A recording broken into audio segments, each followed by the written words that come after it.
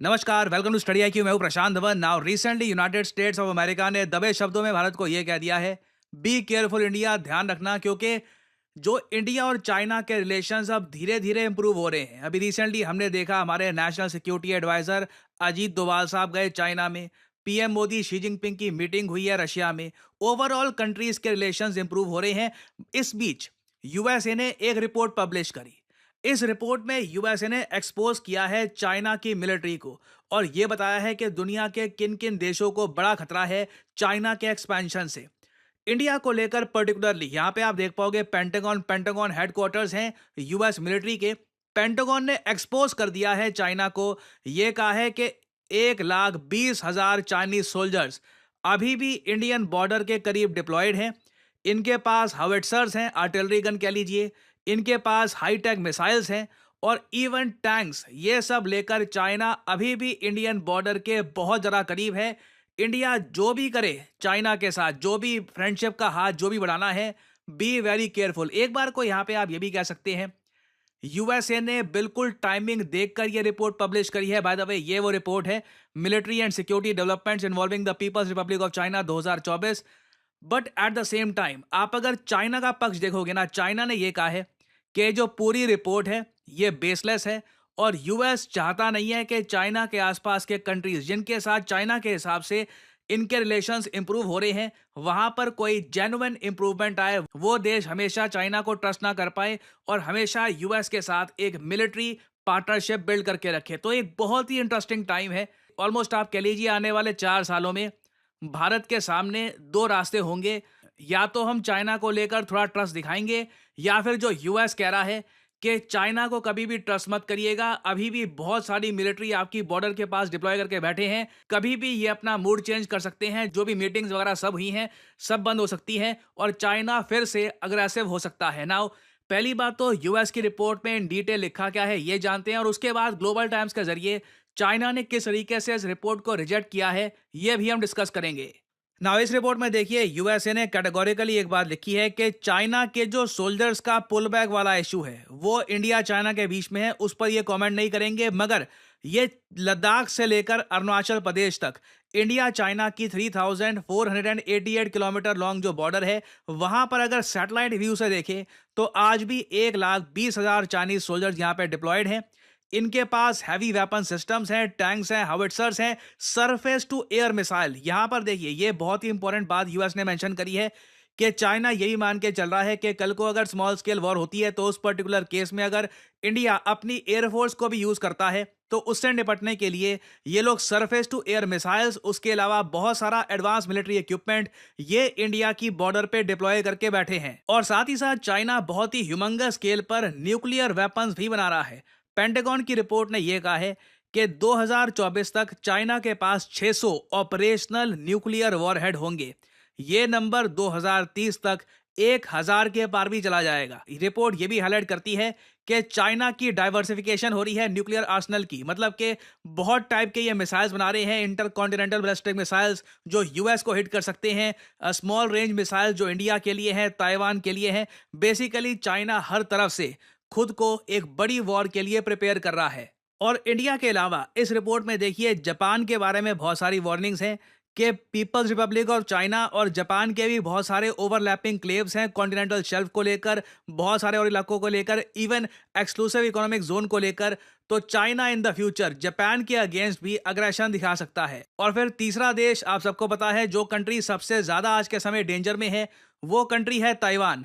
Taiwan के बारे में यूएस ने यह कहा है कि the island democracy has been the chief source of tension between United States of America and Beijing for decades. और इन द फ्यूचर भी अगर बड़ी वॉर यहां पे होगी तो उसका रीजन चाइना का अग्रेशन होगा अगेंस्ट ताइवान। और फाइनली सबसे बड़ी बात जो यूएस ने कही है अपनी रिपोर्ट में, वो ये है कि चाइनीज मिलिट्री में हैवी स्केल पर करप्शन हो रहा है।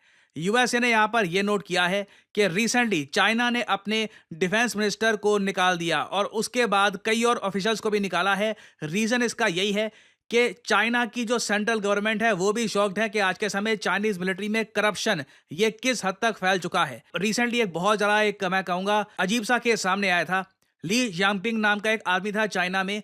इस पर देखिए ये आरोप लगे कि इसने $21 मिलियन का करप्शन किया है। ये आप कह सकते हैं इंडियन रुपीस में ऑलमोस्ट 3,500 करोड़ इंडियन रुपीस हो गए।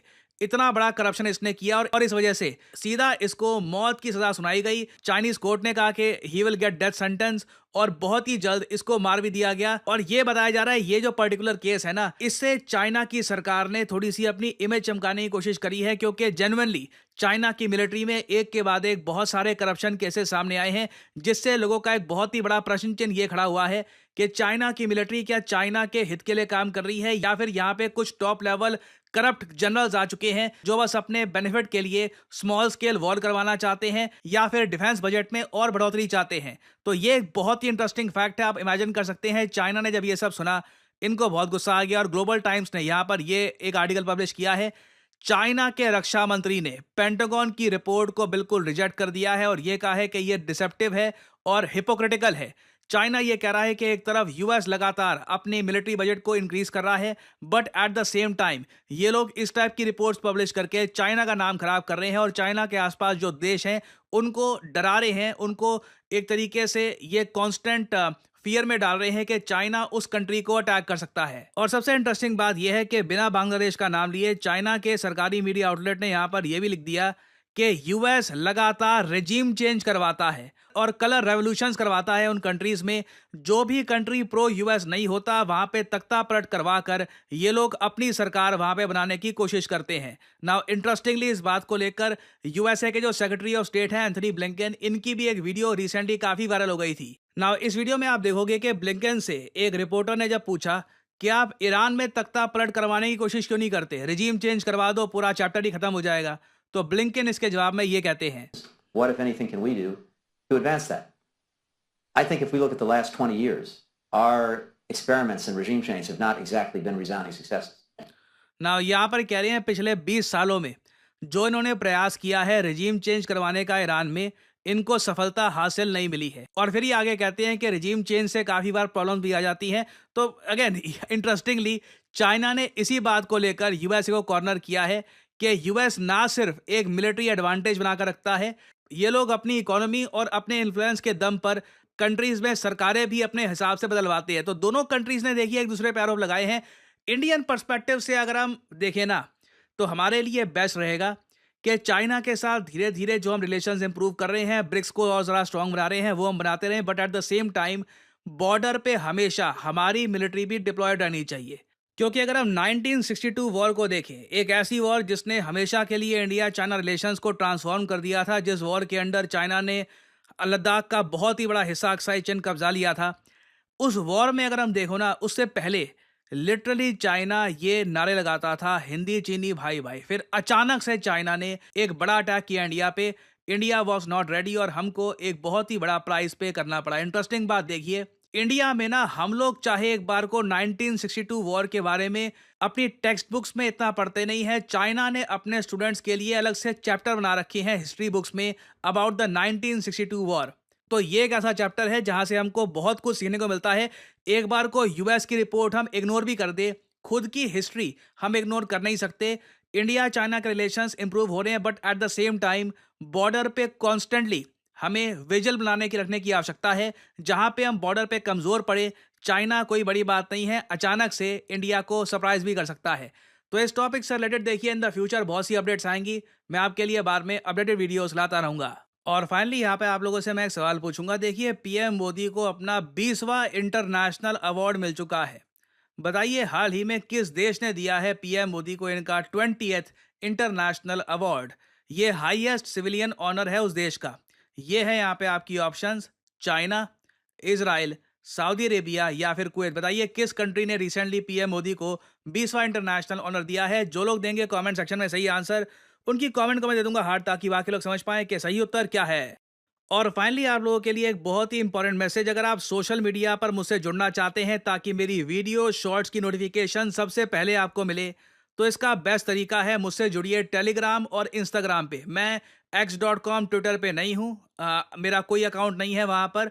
और यहाँ पे आप देख पाओगे वीडियो के कमेंट सेक्शन में पिंड आपको मिल जाएगा ज्वाइन प्रशांत धवन सर्स टेलीग्राम चैनल। यहाँ पे आप करोगे क्लिक तो आपके सामने ये लिंक आ जाएगा। अगर आप मोबाइल फोन पे हैं तो आराम से टेलीग्राम ऐप ओपन हो जाएगी और यहाँ पे आप मेरा जो टेलीग्राम चैनल है ये कर सकते हैं ज्वाइन। ऑलरेडी यहाँ पर 1,60,000 से ऊपर लोगों ने ज्वाइन कर रखा है। नोटिफिकेशन पाने का बेस्ट तरीका है। बाकी आप अगर इंस्टाग्राम पे हैं तो बिल्कुल नीचे जो लिंक है इंस्टाग्राम का इस पे करिए क्लिक और मेरा जो इंस्टाग्राम पेज है यहाँ पे आप कर सकते हैं फॉलो। इधर यहाँ पे एक स्पेशल ग्रुप भी है, वहाँ पे करीब 8,000 लोग ज्वाइन कर चुके हैं। वहाँ पर मेरी सारी वीडियोस की नोटिफिकेशन लगातार यहाँ पे आपको मिलती रहेगी और साथ ही साथ मैं यहाँ पर शॉर्ट्स भी अपलोड करता रहता हूँ और वेरियस और जो फ्यूचर में डेवलपमेंट्स होंगी वो भी यहाँ पे मैं पोस्ट करता हूँ। तो फॉलो भी ऑन सोशल मीडिया। नए साल में मैं आपको एक हिंट दे सकता हूँ, कुछ बड़े बदलाव होने वाले हैं। सो इसी नोट के साथ ये है वीडियो का अंत। Thank you for listening and I always say may the gods watch over you.